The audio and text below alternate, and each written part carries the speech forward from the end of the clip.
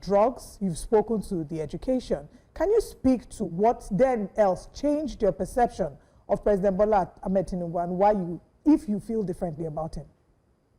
Well, then, because at that time I hadn't met him. I mean, you can read out the date again to your listeners, to your audience. That was a date before the elections. I hadn't met him, and meeting him changed my perception about him.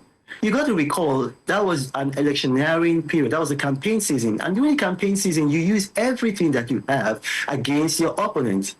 By the time I met him, by the time I saw his economic agenda, first and foremost, what you have to understand is that his economic agenda is identical to the economic agenda that we had in the PDP. I was responsible right from 2019, not even 2023, for helping our candidate to put together his economic agenda. When he went to Chatham House, I single-handedly wrote his speech. No other person wrote it. I, from A to Z, I single-handedly wrote his speech. So I'm very intimate with his economic agenda. And it's not a surprise because both Waziri Atiku Abubakar and Asiwaju Bola Ahmed Tinubu were in the Social Democratic Party.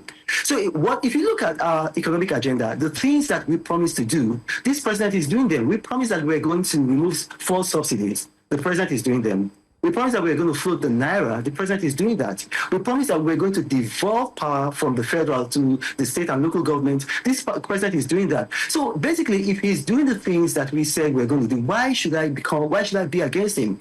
Look, there was a corollary to the question that the gentleman asked. He said that the economic suffering that Nigerians are going through. Listen, you got to understand that Nigeria is going through some challenges, not because the president is a bad president or, like the young girl said, a terrible president. No, we're going through some challenges because previous administrations did not do the right thing. We should not have been subsidizing fuel all these years. We should not have been subsidizing the naira. A lot of people think that removing the subsidy on fuel was just the biggest thing that the president has done. Well, it's quite true. The subsidy on fuel was costing us about $1.2 billion every month. But we were spending more money subsidizing the naira. We were actually spending $1.5 billion. And if you're at home, you can actually Google me. You can actually fact check me. We were spending $1.5 billion subsidizing the naira. Now, the value of the naira under Buhari, under previous presidents, was not the true value of the naira. The naira had been subsidized. So what this president did was that he just floated the naira, stopped subsidizing it. Because if you ask yourself, what were Nigerians using the subsidized naira to buy? We were spending that money on $25 million. We were spending on French champagne.